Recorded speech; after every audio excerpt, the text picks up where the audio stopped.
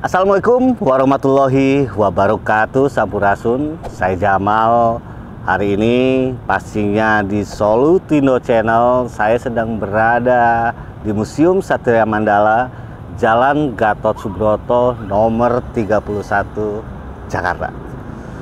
Yang pasti banyak hal yang ingin saya utarakan pada rekan-rekan semua.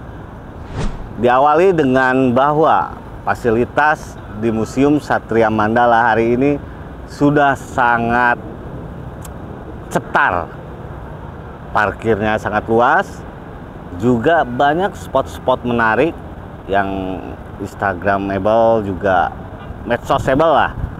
Belum lagi banyak spot-spot ketika teman-teman ingin berdiskusi sambil bahasa kerennya mengunyah atau apapun, ada banyak pilihan tempat. Seperti misalnya Kampung Juang, Kopi Bangsa, dan lain-lain. Tetapi yang pasti akan saya bahas nanti berkenaan spot-spot seperti itu. Yang pertama, saya akan mengupas tentang ada apa aja spot-spot menarik yang bicara tentang sejarah yang berada di lingkungan Museum Satria Mandala. Rekan-rekan harus ingat bahwa kita sebagai anak bangsa wajib mengenali sejarah. Kenali sejarahmu berarti mencintai bangsamu. Oke? Tapi yang pasti, sekali lagi, saya datang ke sini tidak sendiri. Bakal ada Ece Rinanda, juga ada Pak Yuli dan Bu Rika yang akan memandu mengenalkan tempat ini.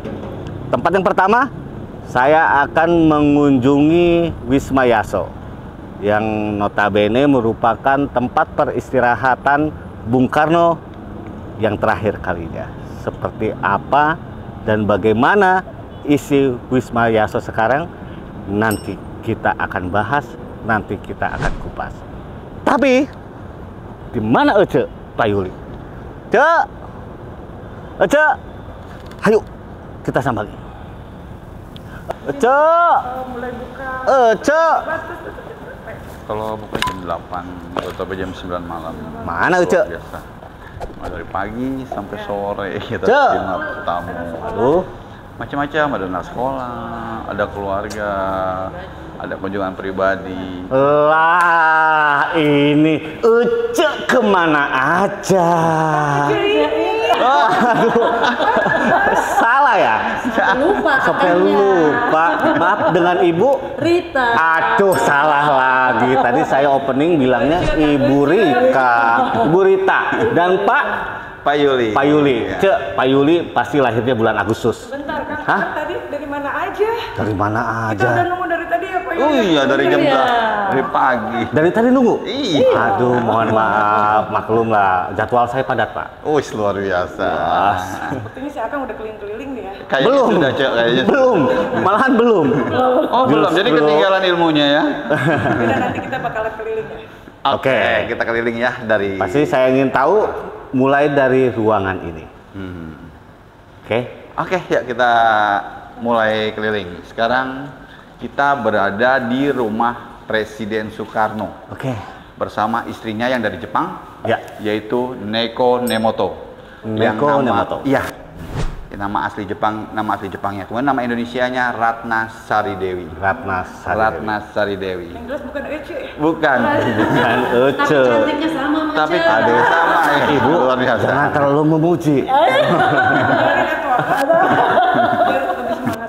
Tapi yang bilang ganteng siapa tuh, Kang? Iya, nggak Pasti- mungkin ya. pasti cantik. Kalau orang manggil saya cantik, Ya. itu udah pasti. Nah, lain. Saya cantik apa ganteng?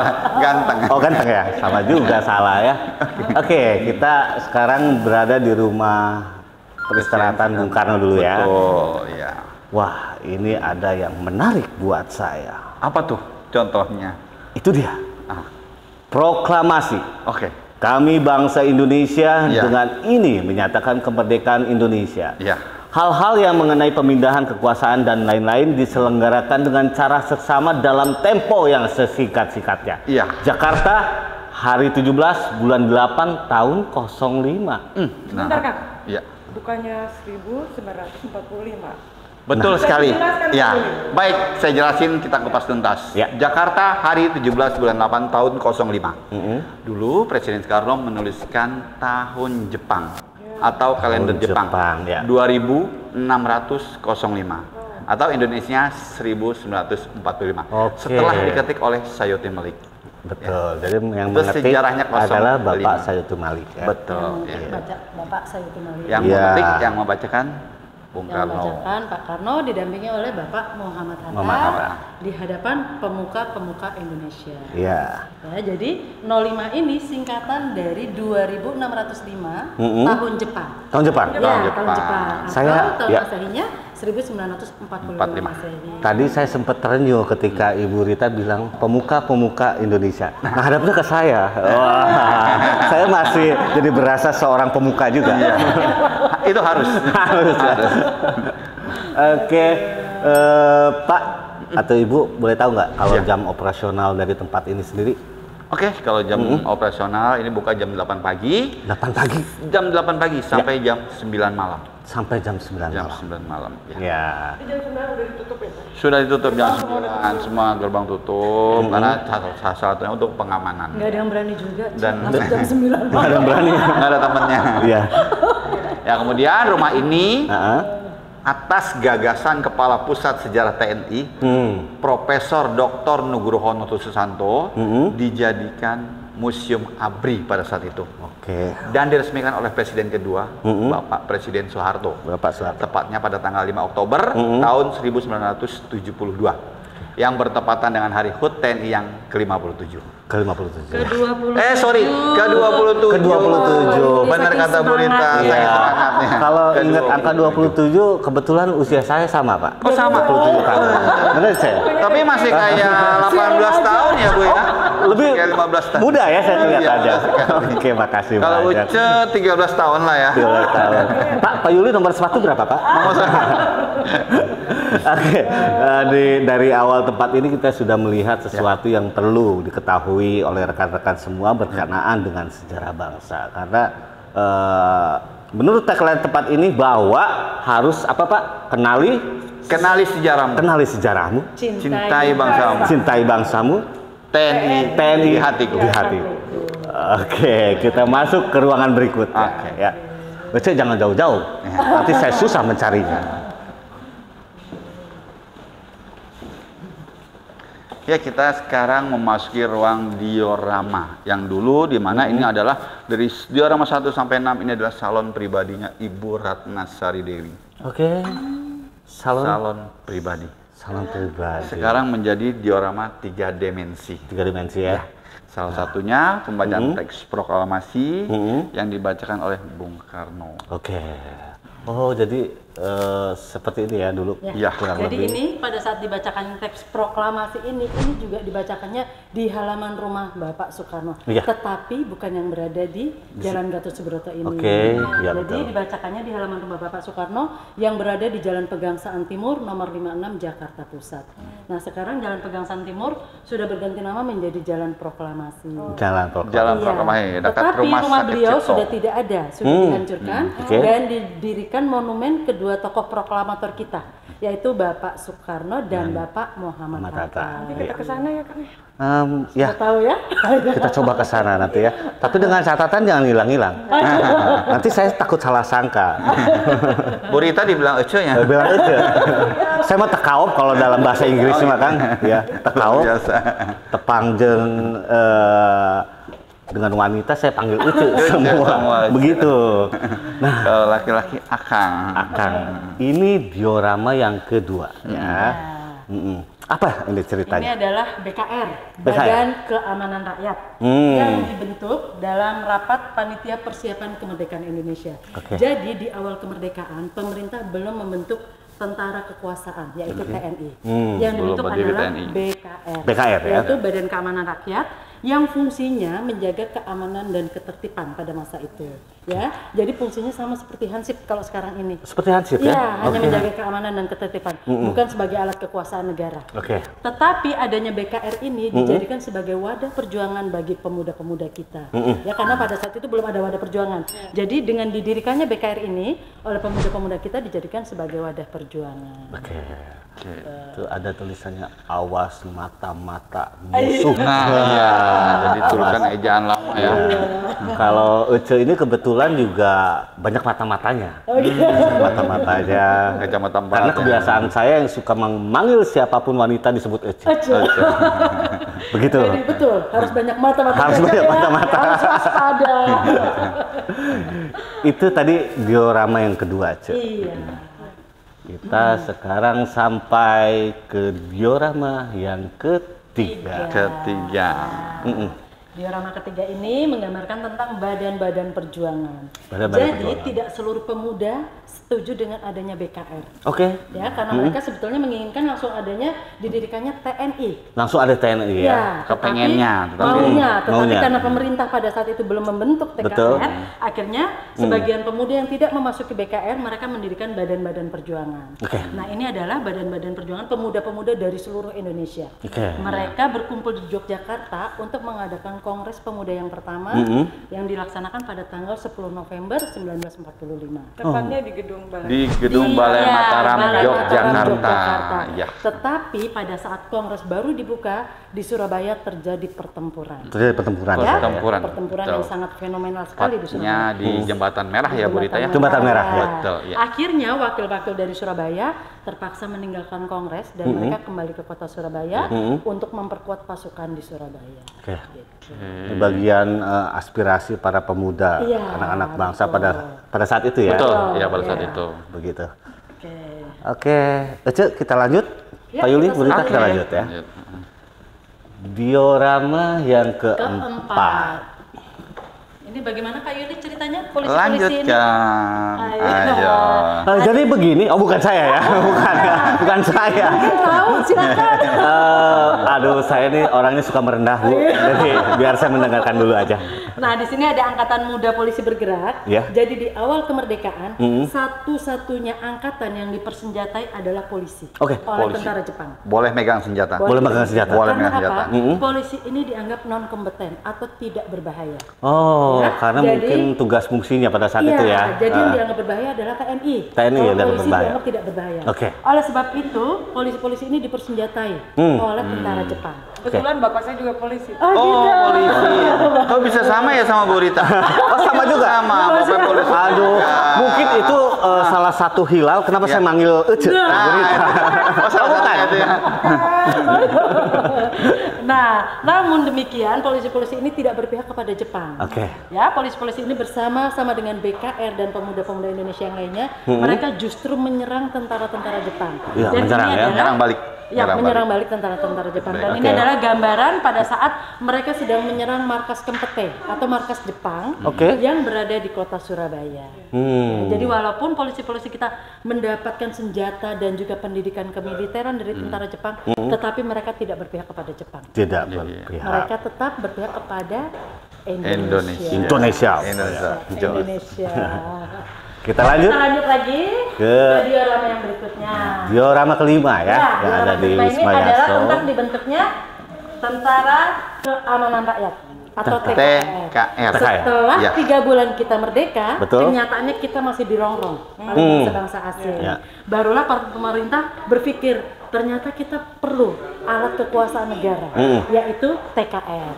Akhirnya pada tanggal 5 Oktober 1945 TKR dibentuk oleh pemerintah. Ya. Awalnya dulu bernama TKR, namun seiring perkembangan zaman sekarang namanya tidak lagi TKR tetapi menjadi TNI. Menjadi TNI. Jadi kan karena dulu dibentuknya tanggal 5 Oktober ya, walaupun dengan nama TKR, Betul. tetapi untuk memperingati peristiwa ini setiap tanggal 5 Oktober kita Diperingati peringati sebagai hari TNI. TNI. Karena pada saat itu sementara di negara Surabaya, di Betul. kota Surabaya, Kota Surabaya. terjadi ya pertempuran ya. Karena pemimpin Inggris Inggris. Jenderal Malabi Jenderal Malabi, tertembak. betul. Akhirnya pemerintah memutuskan untuk membentuk satu kekuatan yaitu dibentuknya TKR ini. Ini sejarahnya pada saat itu. Oke. Oke, kita berlanjut. Kita lanjut. Kita lanjut lagi. Kita lanjut Nah, ini dia ke-6. diorama ke-6 di mana Oke. pada saat itu pemimpin Inggris Jenderal Malabi tertembak. Oke. Akhirnya marahlah tentara Inggris. Kenapa Pak? Kok bisa tertembak? Awalnya, kenapa mereka menduduki Surabaya? Awalnya dia ingin menguasai kota Surabaya. Dia tadi ingin membantu, malah dia menyerang balik. Akhirnya setelah tertembak, rakyat Inggris marah, anggota kita, warga Surabaya disuruh mundur. Suruh mundur Sampai ya. jam 6 pagi, mengeluarkan ultimatum, kosongkan kota Surabaya, serahkan senjatanya. Tetapi rakyat kita tidak mau. Oke. Akhirnya kita perang. Terjadilah perang di Perang Surabaya. ya, kita menggunakan senjata padanya, sedangkan tentara Inggris menggunakan senjata meriam, Ada pesawat meriam. tempur dan sebagainya. Oke. Disinilah banyak pahlawan kita yang gugur pada saat itu, tepatnya pada tanggal 10 November. Ya. Maka setiap tanggal 10 November kita memperingati Hari Pahlawan. Hari Pahlawan. Ini sejarah cikal bakalnya. Mungkin Nah, bisa jadi- dilihat dari sisi diorama, Ya. begitu penggambaran rumah anak bangsa seperti itu melawan ya istilahnya ya kekuatan yang serba sudah modern, mungkin komplit Ya. juga, Ini pada tetapi saat itu di Surabaya dipimpin oleh Bung Tomo. Bung Tomo. Bung Tomo, Dengan ya. semboyannya Merdeka atau Mati. Merdeka atau Mati. Orang yang membakar arek-arek Surabaya. Iya, betul. Untuk mati-matian Ya. berjuang untuk mempertahankan kota Surabaya. Kota Surabayanya. Saudara-saudaraku, saya masih agak ingat gitu. Ya, ya. Awalan-awalan Apa, pidato coba, beliau. coba, Jangan Pak. ditanya Pak, saya kan suka berendah, jadi takut Ternyata disangka. dia sejarawan yang luar biasa. Kita. Boleh dipraktekin? Lupa lagi Pak. Kita lanjut aja Pak. Kita lanjut. Ya, Baik, oke. kita lanjut. Nah ini ruangan, ini awalnya Ke sana dulu. ke sana ya, Ya. kita. Oke. Ini dia. Ya, ini dulu kamar Presiden Soekarno bersama istrinya Ibu Ratna Sari Dewi. Ratna Sari Dewi. Sekarang dijadikan ruang Panglima Besar Jenderal Sudirman.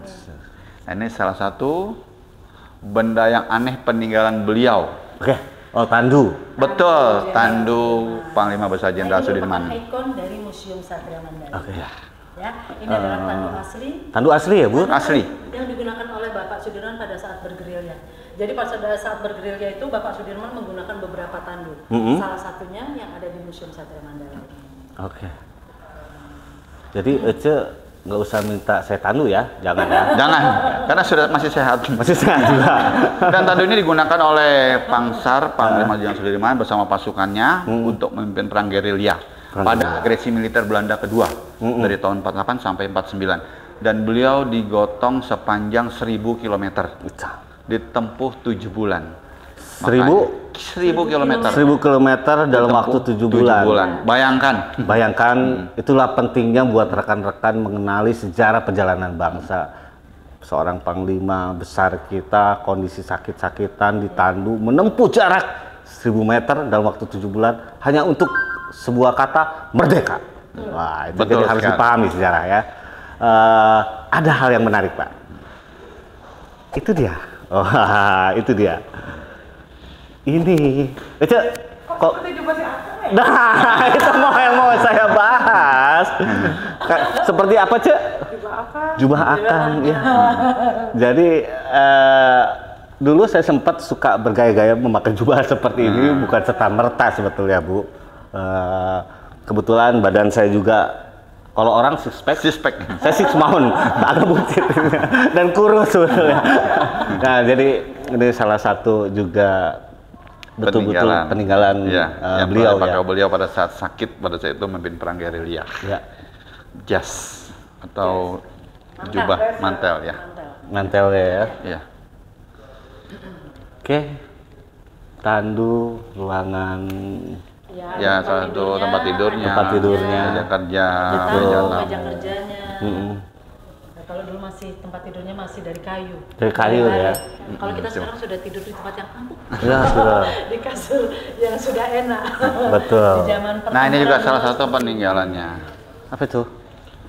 Orang bilang kotak, tapi ini adalah radio. Oh, radio. Radio yang pada digunakan saat oleh itu. Pangsar untuk mendengarkan berita-berita perang dari luar dan dalam negeri. Ini salah satu kata mutiaranya. Ya. Gimana Bang? Luar biasa kan? Luar biasa. TNI lahir karena proklamasi 17 Agustus 1945, hidup dengan proklamasi itu dan bersumpah mati-matian hendak mempertahankan kesucian proklamasi tersebut. Wah, Jadi luar proklamasi biasa. benar-benar suci. Suci. Suci. Ya. Mengelola napas dulu ya. Kita lanjut. Oke, kita lanjut. Ini rute nggak usah.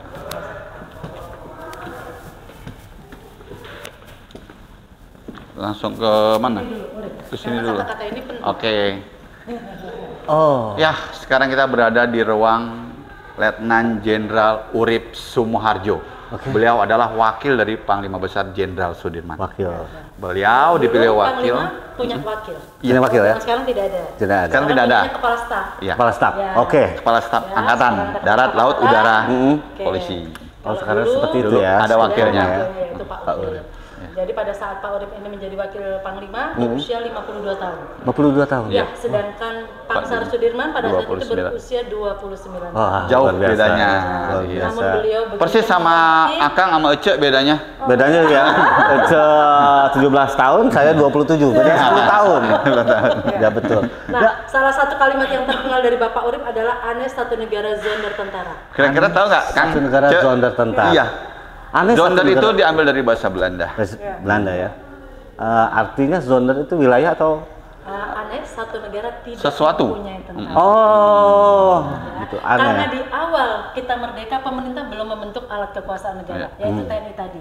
Sampai terucap dari beliau, aneh satu negara zonder tentara. Zonder Aneh tentara. Karena dalam satu negara itu mutlak ada. Mutlak harus ada, ya. Supaya kita Keamanan. dihargai oleh bangsa lain. Betul. Syarat wajib suatu negara selain ada penduduknya harus ada tentara. Tentara. Wah. Zonder. Zonder. Oke. Jadi kurang lebih apa yang tersirat dari Salah satu Ini salah satu peninggalan dari beliaunya ya. kursi tamu. Ya, meja kursi tamu. Letnan Jenderal Urip Sumoharjo. Sumoharjo. dan itu salah satu meja kerjanya. Meja kerjanya, ya, terbuat dari kayu jati yang bentuknya unik. Ya. Nah, rekan-rekan semua, itulah perjalanan saya di Museum Satria Mandala. Mulai dari ada berapa diorama tadi, Cek?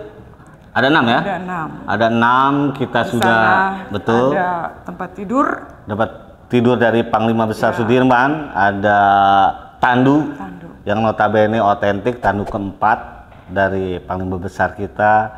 Dan Banyak sekali peninggalan banyak sekali. sejarah-sejarah. Ya. Sampai ke ruangan ini kita mendapat satu kalimat bahwa aneh satu negara zonder tentara. Menurut wakil dari Panglima Besar Sudirman pada masa itu, yang pasti akan banyak lagi yang kita kupas tentang sejarah, Tentang sejarah ya.